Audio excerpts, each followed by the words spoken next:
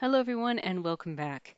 In today's episode, we are going to be talking about the second main technique that is used to calculate integrals of products, and that technique is called integration by parts. Now, in the previous episode, we talked about the method of substitution, and method of substitution was basically the chain rule in reverse. And integration by parts is similar. It is, in some sense, the product rule in reverse. So before I get started talking about integration by parts, I want to do a very brief review of the product rule from Calculus 1. In Calculus 1, if you were finding the derivative of a product, for example, if I was finding the derivative of a product of two functions that I might call u and v, then the procedure for taking the derivative of a product was as follows. Take the derivative of the first function and leave the second one alone, and then add the derivative of the second function times the first one left alone. So a product, derivative of a product contained a sum of two terms of this format. Now, if I go into this equation and I rewrite it slightly, by subtracting this term with the u prime v back over to the left side,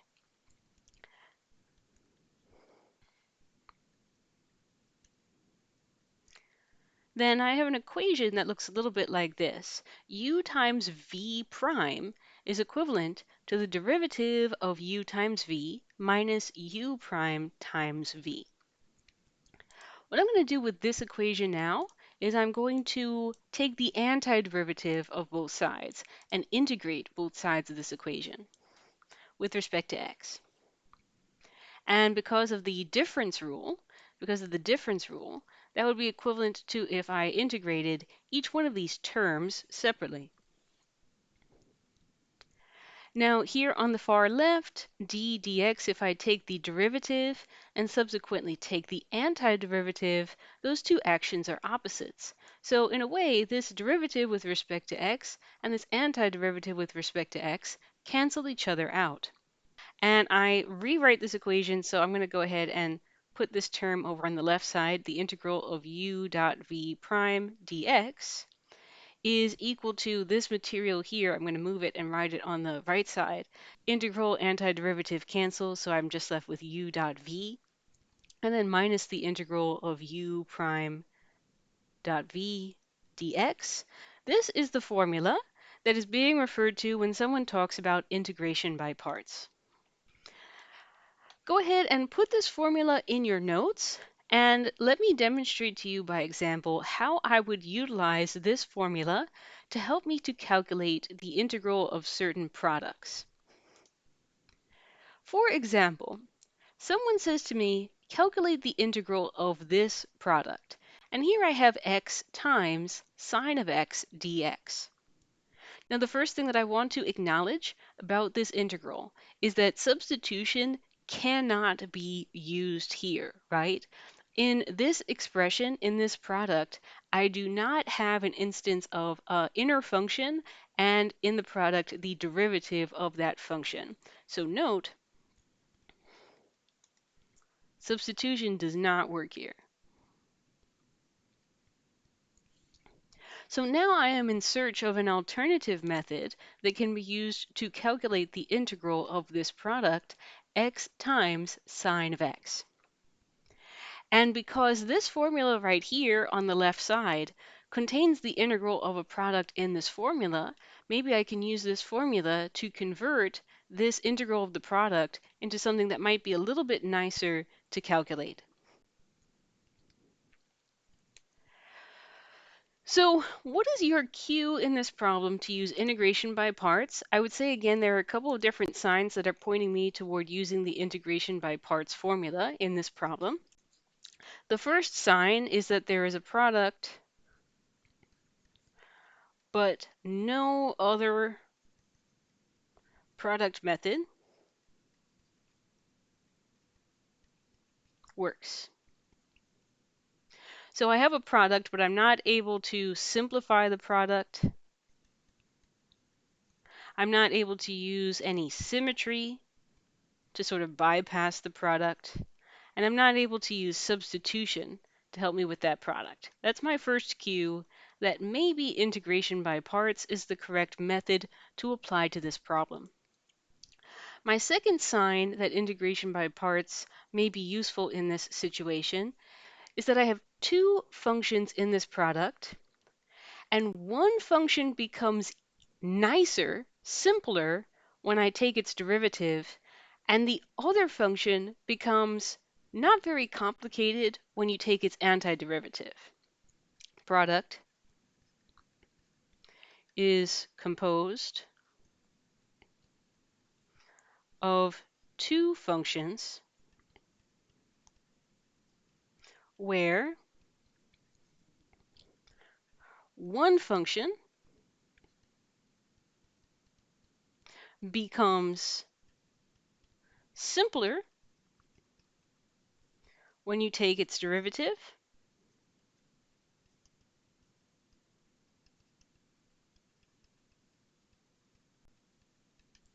and the other part of the product is easy when you take its antiderivative. Other function has a relatively simple antiderivative.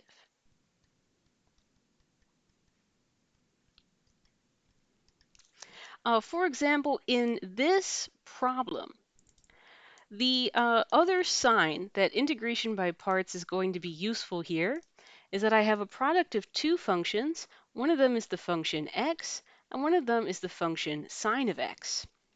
The function x becomes 1 when you take its derivative. So that's really nice. So this is a function that becomes simpler when its derivative is taken. The other function in that product, the sine of x, when you take its antiderivative, becomes just negative cosine. And so that antiderivative is relatively simple.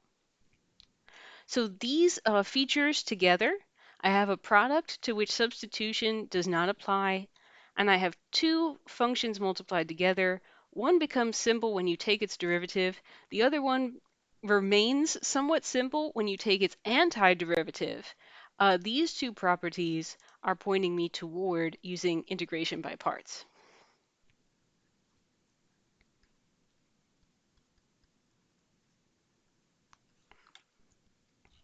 Now that we've talked about how do I know to use integration by parts, let's now talk about what it would actually look like to implement this method in this situation. So I want to go ahead and use the integration by parts formula. And if I compare what I have to the integration by parts formula, I'm going to need to choose a function that will play the role of u, and I'm going to need to choose a function that will play the role of v prime.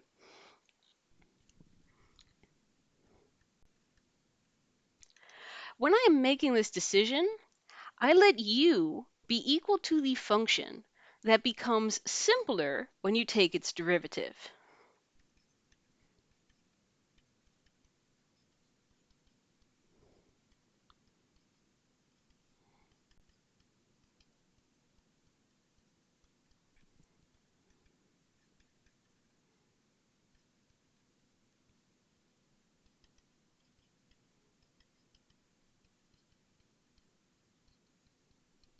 So in the context of our running example, the function that I would call u in the integration by parts formula is the function x. Why? Because the function x was the portion of the product that became simpler and nicer when its derivative was taken.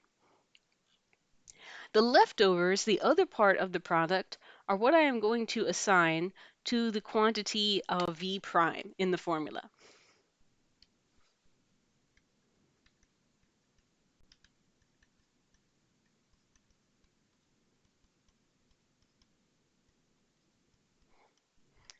The other portion of the product whose antiderivative is relatively simple. So in the context of our running example, the function that I would call v prime is the function sine of x. So let me record those decisions here.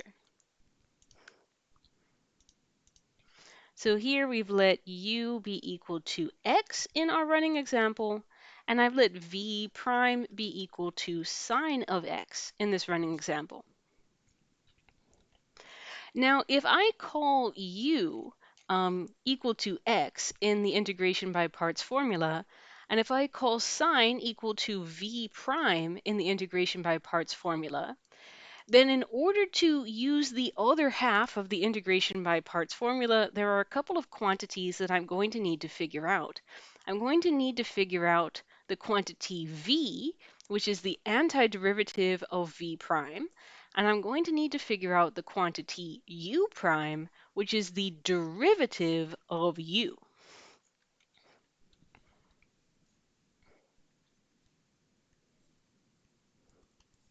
So in this little table format, let me go ahead and record that information. I'm going to take u and I'm going to find its derivative u prime, which in this case would be 1. I'm going to take v prime, which in our case is sine of x, and I'm going to find its antiderivative, which in our case would be negative cosine. Now that I have this information, I can use the integration by parts formula to convert the integral that I have to this other expression on the right side of the formula.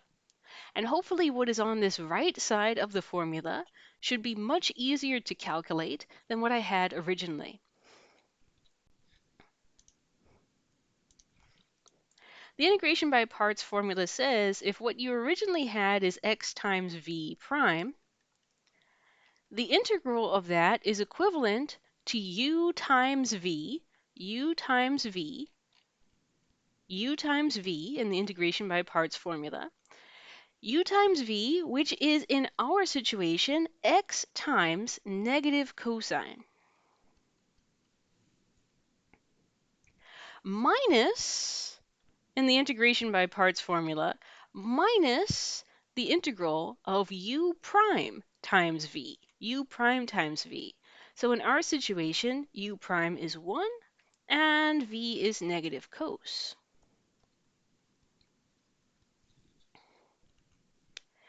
Now, if I simplify what I've just written down on the right-hand side using the integration by parts formula, I see that I have negative x cosine of x minus minus, so plus the integral of what is now just cosine of x dx. And now this integral on the right-hand side is something that is a lot easier for me to calculate. This integral on the right-hand side is simple enough that I can calculate it just using one of our integral formulas. That would simply be sine of x plus c. And so this function right here, x times cosine, negative, plus sine of x plus c, would be the indefinite integral of x times sine x dx. By choosing u and v prime the way that we did, choosing u and v prime to meet these conditions is what allows this integral in the back to be really simple and easy to calculate. Because this integral in the back is composed of the product of u prime and v. And so if you've chosen u specifically so that u prime is really simple, and you've chosen v prime so that v is relatively simple. Those two choices are what allows this integral in the back to be simple enough to calculate easily. Okay, let's try it again on another example. Here I'm asked to find the definite integral from 1 to 2 of x cubed natural log of x dx. And a definite integral, all we have to do is find the indefinite integral first, and then plug those limits into the antiderivative and subtract. So let me get started on the indefinite integral to find an antiderivative first. And in order to proceed here, the first thing that I'm looking at is, okay, I have a product. I have a product of two functions, and I do not see a situation where I would be able to use substitution here. I do not have an inner function and then the derivative of that inner function multiplied in the product somewhere. So substitution is not possible here. Additionally, I cannot see any way to do a geometric simplification. And additionally, I don't see any symmetry coming up that I can exploit. So if all those things fail, if all those easier methods fail, the next thing I'm going to check to see is, will integration by parts allow me to answer this question? And so I'm going into this product and I am in search of a function that becomes simpler when you take its derivative and another function that becomes not so bad when you take its antiderivative. In this particular situation, the function that I will assign to you, the function that becomes simpler when derivative is taken,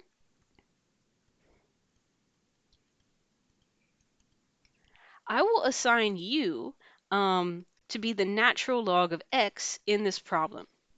Because natural log of x becomes a very simple power function after you take the derivative. So that means that v prime would have to be the function x cubed, function which is still simple when antiderivative is taken.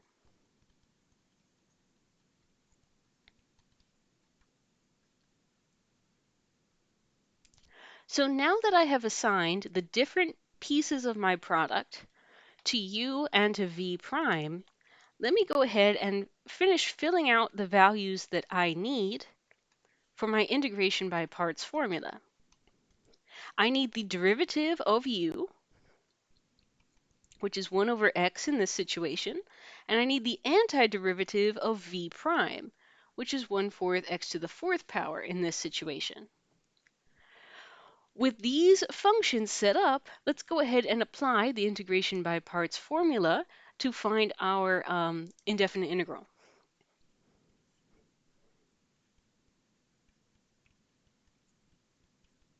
The indefinite integral says, take the product of u and v, so that would be 1/4 x to the 4th power times natural log in this case, and then subtract the product of u prime and v. So that would be 1/4 x to the 4th power times 1 over x dx in this case. As a result of our choice of what function would be u and what function would be v prime, this integral in the back on the right half of the integration by parts formula simplifies to something that's really nice. Just 1/4 x cubed, whose integral can be found by way of power rule. And so using integration by parts, I was able to find the antiderivative of this product. And so all that would be left for me to do to finish the original question, which had these two limits of integration, would just be to plug in x equals 1 and x equals 2 and subtract those two output values.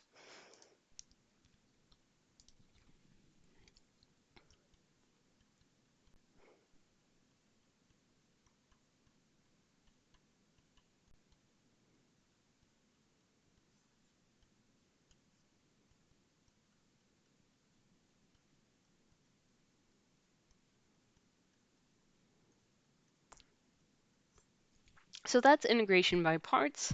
Integration by parts is an alternative technique that can sometimes be used to calculate antiderivatives of products.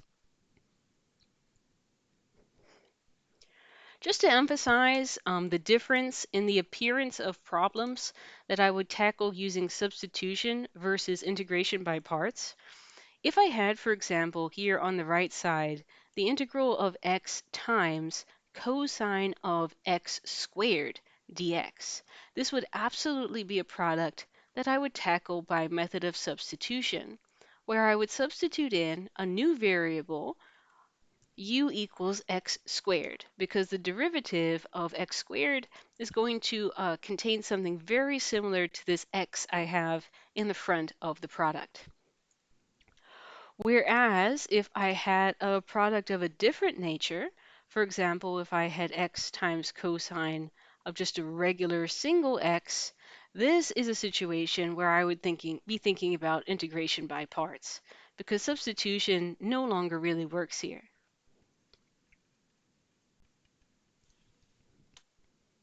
However, to be clear, there are definitely some products that cannot be integrated using either of these methods. And to give you an example of a situation where neither method would work, let's consider the following integral, the integral from 0 to 2 of x squared times the square root of 1 minus x to the fourth power. In this situation, I am unable to think of a substitution that would work. If I tried a substitution, for example, something like x to the fourth power plus 1, something to capture all of this complexity underneath the square root, then the du contains 3 copies of x, as opposed to the 2 copies of x that I have in the product. So if I tried to substitute this information into this problem, I would have the integral of x squared, square root of u, 1 over 4x cubed du. And unfortunately, I'm not able to eliminate all of the x's from this expression. I could cancel a couple of these x's out, but that would leave 1x behind in this expression in the denominator. So because of that, methods of substitution would not really work out here. I would not be able to proceed from this point. Now I say, okay, what about integration by parts? If sub fails, maybe integration by parts would work better, right? Now, if I were going to approach this by integration by parts, the first thing that I need to do is I need to decide which portion of this product should play the role of u, and which portion of this product should play the role of v. Now, when I'm deciding, who is u and who is v prime, I usually choose u to be the portion of the product which becomes simpler when its derivative is taken. So my first instinct would probably be to try u equals x squared, because then u prime has become a little bit simpler, and now it's just a linear function. But if v prime is then forced to be the leftovers, that function is way too complicated for me to be able to find the antiderivative at all. So this choice of u and v prime is not going to work out. So you say, okay, maybe I got my u and my v prime mixed up. What if I tried u to be the square root portion, and if I tried v prime to be the other guy, x squared? Well, then v is simple enough, but the issue is that u prime has now become very, very complicated as a quantity. Now not only containing a root, but also containing a fraction. So because u prime is so complicated, this is also not a good choice of function for integration by parts. And because both of these my only 2 options really have failed here, this is not a good IVP problem either.